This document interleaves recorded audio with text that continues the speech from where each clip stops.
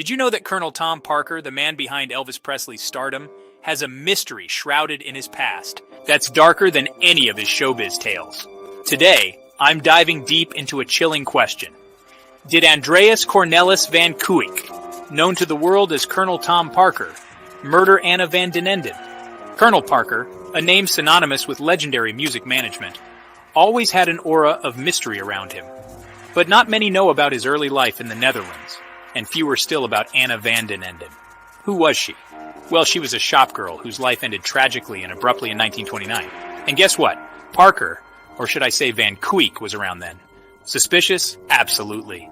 Now here's where it gets even more intriguing. Right after Anna's death, Van Kuijk left the Netherlands for America, and he never looked back. Coincidence? Maybe. But things like this make you wonder, doesn't it? The timing is unsettling, to say the least. Anna's death was brutal. Police discovered that she had been bludgeoned to death, perhaps with a crowbar.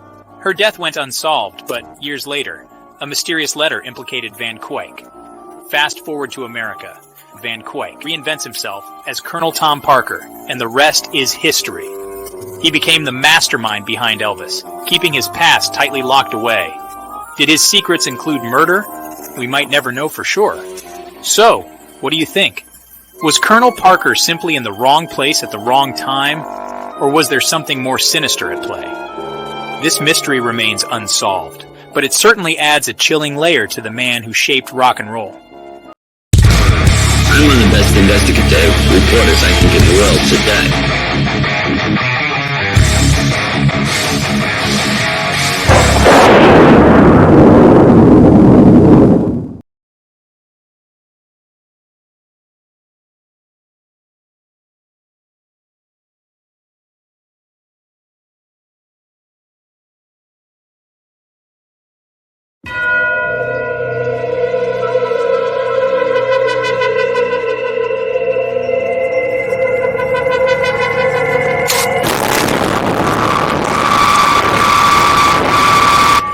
Talking about here was there was a murder that occurred in May of 1929 when the colonel was living in Rotterdam, which was about 25 miles from the town of Breda, where he'd grown up. His mother still lived there. How the colonel came to be tied to this murder has to do with a journalist named Dirk Villengas. He was the journalist in Holland that Lamar got the story from about the colonel. So he worked for the newspaper. So Dirk was responsible for the colonel's true identity and backstory coming out in this country, in America. He had begun to receive information about Colonel Parker following Elvis's death. So this was in August of 1977, obviously, a few days after Elvis died. He started to get these tips telling him that Colonel Parker was truly from the town of Breda, that his real name was Andreas van Kuijk. This wasn't information that was really known at this point. It had been mentioned in two very obscure publications, and that was about it. So this was still largely unknown. Dirk was curious about this. He started to research it. He tracked down the colonel's family in Breda, friends, people who had grown up with him. And he was able to confirm that, yes, indeed, that was the colonel's real name. He had grown up in Breda and come to the U.S. in May of 1929. He broke the story at the local paper in Breda. That information really didn't travel over to the U.S. until Albert Goldman was researching his book in 1981. He had come across information telling him about the fact that this newspaper in Holland had printed these stories about the colonel's identity. So Lamar flew over and actually met the colonel's family, and that's how that story came. The colonel had essentially cut off all contact with his family after a certain point. They lost track of him. They really didn't know what had become of him until they saw an article about he and Elvis years later. So they didn't have any idea until the 60s what had become of him. And he was curious as to why he had been so secretive with his family, why he had just kind of cut them off and completely estranged himself. And so he posed a question at the end of the article where he asked, is it possible that maybe he had some dark secret that he was trying to hide? Why was he so mysterious about it? And then according to him, shortly after he posed that question, he received an anonymous letter at the newspaper from somebody who said that 19 years prior to that, they had been told by their mother-in-law that the colonel had committed a murder on May 17th, 1929 in Breda. The murder was never solved. The transcript of the letter is in the book. And so, according to the letter, this person said that the colonel left that very night and nobody heard from him again. Dirk had no idea. He'd never heard this before, and the note wasn't signed. There's no information in this note as far as how this person's mother-in-law came to know this information. If you looked at the dates of 19 years prior to when the note came, it would have been around the time that the colonel's family realized in the 60s he was working with Elvis and known as Tom Parker. It seemed as if maybe the implication there was that when this picture of the colonel appeared in a newspaper in Breda or in the media somehow, that had prompted this person's mother-in-law to tell them, hey, if anything ever comes out about this guy, his real name is Andreas, and he committed this murder 19 years ago that was never solved. It's very, very, very mysterious because it doesn't mention if the mother-in-law claimed to have witnessed something herself, if she knew somebody who had witnessed something, exactly where this information came from, how she knew that he left that very night. And I will say, as far as Dirk goes, I don't know very much about him. He wrote a book called Elvis and the Colonel, which was the first in-depth book about the Colonel. He doesn't mention this letter in that. As a matter of fact, I came across information that said he wanted to include that letter, but the publisher wouldn't let them because Colonel was still alive at that time. They were afraid of being sued and liability. But what I thought was interesting about it is he's the only person, as far as I know, who confirmed that that letter came in the first place. So, and like I said, I mean, I read his book, Elvis and the Colonel. I liked his book. You know, I mean, he didn't strike me as like a sketchy character or anything when I read that book, but I don't know anything else about him to know how credible I find him beyond that. And the other thing that I thought was interesting was because he had ended his article with this question, this leading question, did that prompt somebody to say something shocking to get in the paper? Although they didn't give their name or anything. You know, it's mysterious. Or did someone have a vendetta against him? It's hard to believe. And that's what Ted Koppel should have asked him was, besides that one guy in Holland, how many people have you killed? It wasn't a guy. We'll talk about the crime in a sec. Ah, okay. See, yeah, that's right. It wasn't a guy. No, it wasn't. Yeah, I've forgotten all I know about it. You sure have. Yeah, she doesn't forget. Never. Anything. I totally forgot what I was going to say, so let you derail. Oh, yeah. And so one of the things, when I went back to revisit this story, I wanted to kind of, check in with myself. When we're presenting a video, especially for something like this is a serious topic. I want to make sure I'm being respectful about it, not being sensationalistic about it, right? And so it was important to me to really kind of check in with myself and ask myself, do I have a bias here? And it was interesting because I was like, no, I really don't. There's plenty of things that if we were having another discussion and doing a different kind of video about the Colonel, there's plenty I would take him to task for. And this was something that if I had a strong leaning, I still would have done the video, I think. I think I just would have been very clear from the beginning, hey, this is what I think, this is my opinion. There's always going to be people that assume that you're pushing a particular viewpoint with something, Well, at the end of the video, we'll say whether we think that there's anything to this or not, in our opinion. Fair enough. So just to kind of recap a little bit, I think in order to put where this kind of fell into the Colonel's backstory in context, that it probably is helpful to do like just a quick refresher about the Colonel's young years. Yeah, lay it on me. Okay, so the Colonel was born in Breda, Holland, in 1909.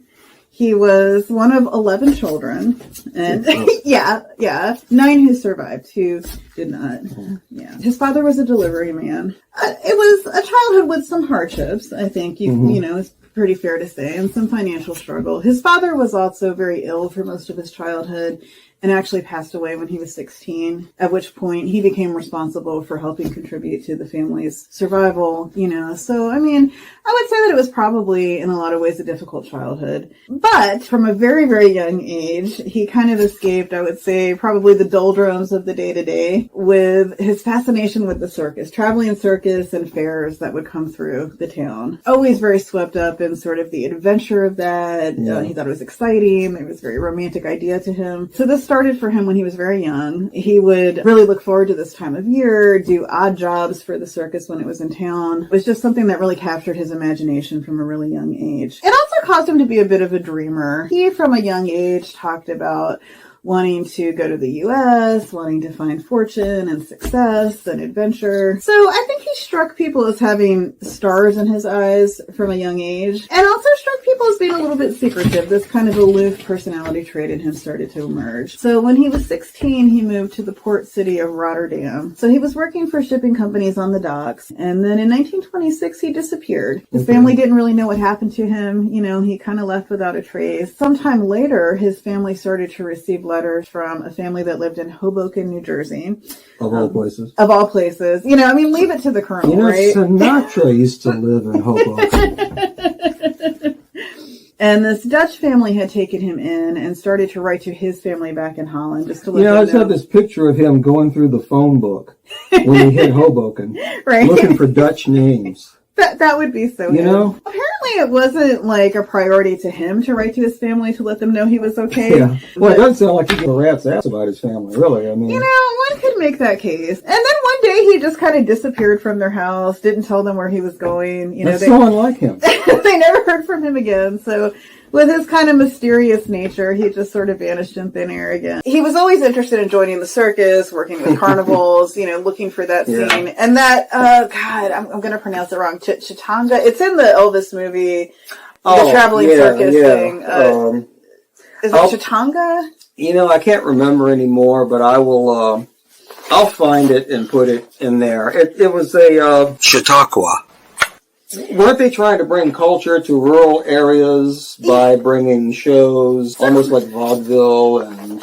It was similar to a carnival, but they had cultural exhibits and entertainment, educational things. In fact, that Elvis movie, The Trouble with Girls. The Trouble with Girls. All right, now let's take a moment here. I'm going to say a couple of things about The Trouble with Girls.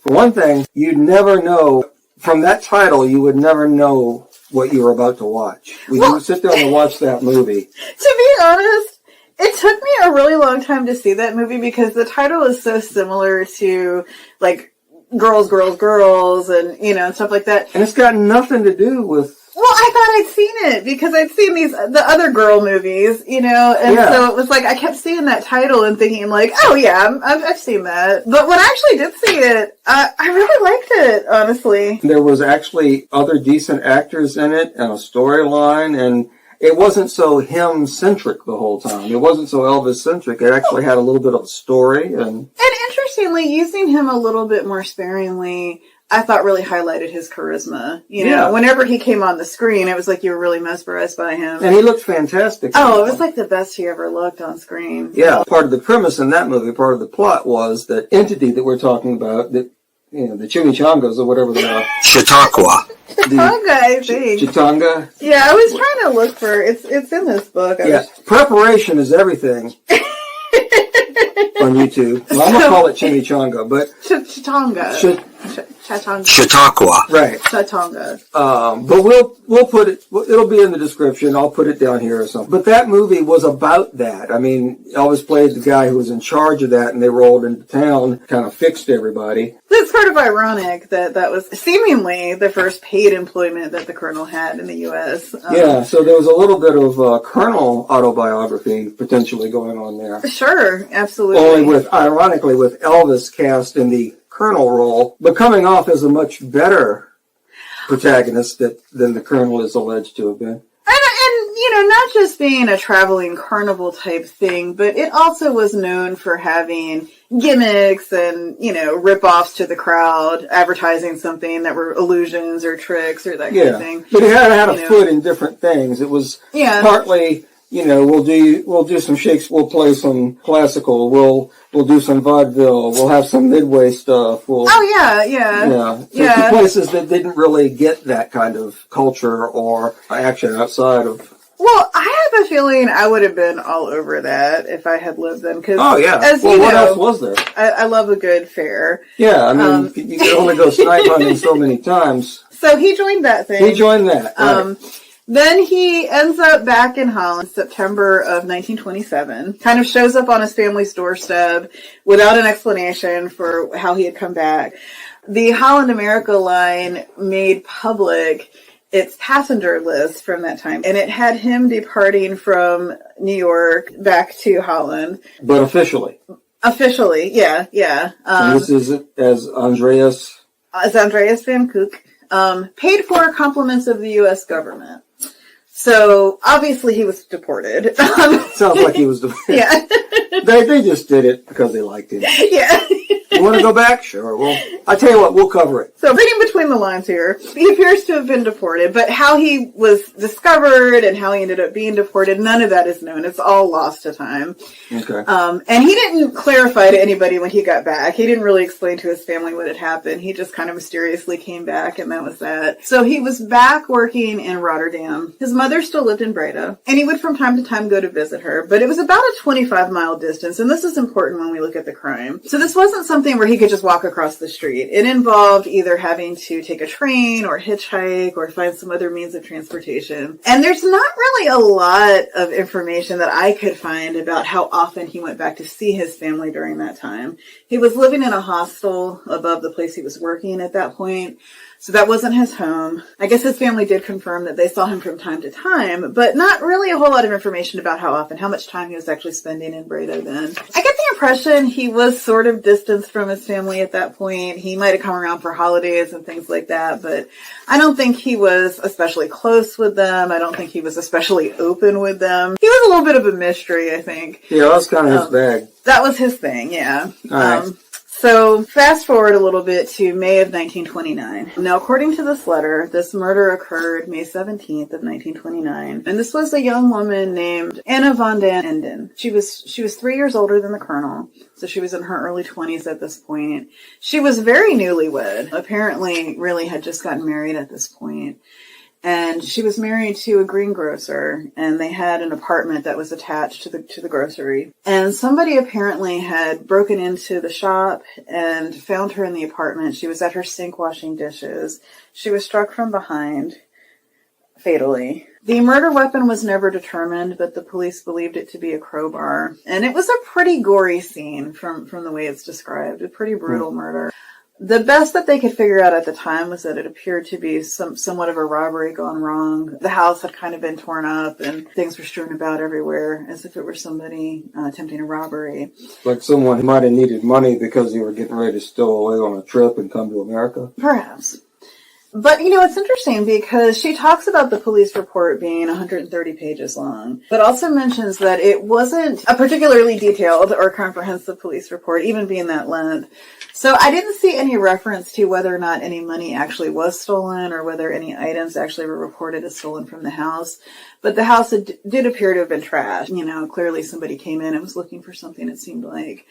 White pepper had been... Oh, I was going to ask you about that. Yeah. And so the speculation with that somebody having poured white pepper at the crime scene was that would have been to have thrown the German Shepherd dogs, the police dogs, off the scent. And that because the colonel did have a background in animal training, he would have been familiar maybe with that as a tactic. The crime was so gory and so awful that there really wasn't anything that was going to be able to be done to save this woman, unfortunately. But it did seem like the murderer had a moment where they were trying to perform some sort of first aid, which the police seemed to take as a sign that this was somebody who had snapped and panicked, and then when they realized what they had done, were trying to see if there was any way that they could save her. Or maybe someone young or inexperienced, or if they were just trying to cover her head. People who murder people that they know or know well, or family members, will often cover the victim's head. They don't do it with strangers, typically. She talks about how, given the extremely personal nature of the crime, it was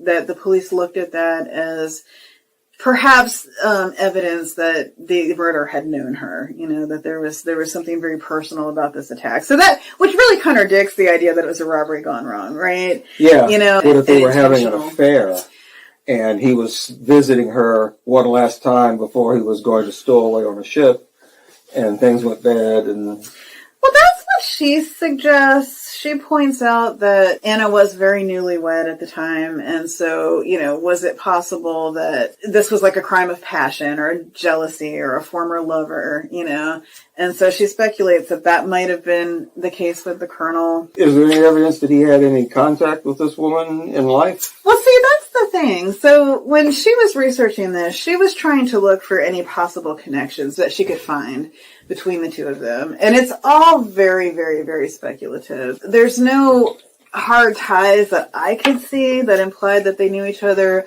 than the fact that they were close in age. She was only 3 years older.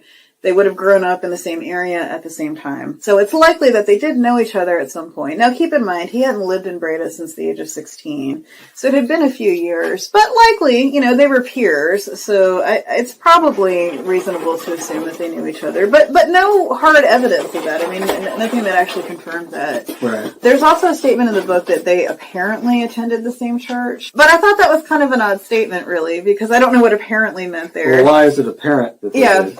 I know. And was he attending church at that time? At this point, was he coming back from Rotterdam to go to church in his hometown on a regular basis? Or was this more when he was younger, they had attended the same church? And this was in 1929? Yeah. In May? Mm-hmm. The stock market crashed in October of 29? Yeah. Predated. But predated. Okay. Yeah. He didn't cause the Depression. I thought sure I could pin that on him. And at the time that the Colonel was growing up, the grocer was owned by somebody else. So that family didn't own it at that time. But the family owned some other businesses. So I think there was reason to assume he might have known the family. I think. Because a lot of people might have known the family. Because yeah. they were merchants. They were merchants. I think somebody in the family owned a cafe that the Colonel's father frequented, owned by somebody else years before. It was something that the Colonel had to pass on his way to school. So she points out that he probably was familiar with it, probably had gone into it, probably had made purchases there when he was younger. So he might have been familiar with the layout, the door, how to get in, the fact that there was housing attached to the back, that kind of thing. But, that's just a probably. And this was at night when she was murdered? This was during the day. Oh, it was during the day. Okay. During the day, yeah. A couple of big ifs here, though. It was 25 miles away from where he lived at the time, and did require some effort to get there. What would have potentially brought him there was that his mother lived there, and he did visit her from time to time. She points out it occurred on a holiday, so that she felt like that maybe increased the likelihood that he might have been going to visit his mother that day. Did she say what holiday? The Pentecost. Oh. He was Catholic, and so this was a 3-day weekend in Holland at the time. Schools were closed. Apparently businesses were closed. She was looking at the police report, and there were reports of 3 different men who were seen leaving the business that day before the murder, or around the time of the murder. And there were 3 that jumped out at her. For example, there was a description of a man who was seen leaving in a dark fantasy jacket. Which not, what does that mean? I have no idea. Not having lived in that time and place, I don't really know for that time, what exactly a fantasy jacket would have been. I'll have to look that up. Yeah. I think that what she's implying is that it might have been some kind of costume with his love of the carnival or the fair. But she also does mention that person was later identified as Anna's brother-in-law. There was another gentleman who was described who was basically just dressed up. He was wearing nice clothes, and she points out that the Colonel was known to actually have been a bit of a dandy during that time, believe it or not. I think we're used to seeing pictures of him in like rumpled shirts and, things like that. But apparently when he was a young man, he was quite dapper, and he was known to really like sharp clothes. But then the final person who was seen leaving was a man in a light yellow raincoat. And I knew there was a yellow coat in here somewhere. A light yellow raincoat. And somebody else described seeing that same man in the light yellow raincoat having a loud verbal disagreement with an older woman who lived in the neighborhood later that day. And the description that they gave of the older woman he was seen talking to, she describes as being very similar to what the Colonel's mother looked like at that time, except for the fact that the approximate age that they had given of this woman was about, I think, 8 years off from the Colonel's mother's real age. Now, I mean, she could have looked older or younger, so that's... Yeah, that's not a huge gap. But the only thing that linked this yellow raincoat, and this is where I thought it was a little bit of a stretch. At some point, he had written a letter to his mother saying that he planned to buy a raincoat. And then she points out that in the 50s, the Colonel was known to have a lot of clothes that were light yellow. That was one of his favorite colors for clothing. I'm going to be honest. I find that a little bit of a weak thread, you know. You sure? Because I was getting ready to say, "Oh, he's guilty." That's it. That's all I need.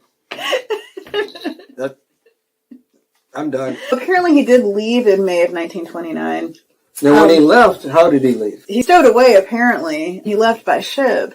But so there's no official record because he didn't do it above board, apparently. Apparently, no, he didn't. He either traveled under an assumed name or had a fake passport or stowed away. I mean, he told 3 or 4 different stories as far as like how he came in and what route he took and that kind of thing. It's possible he jumped ship somewhere. So in that regard, you think about this. How did anybody know exactly what day he left? He vanished without a trace. He stowed away. He didn't tell anybody he was leaving that day.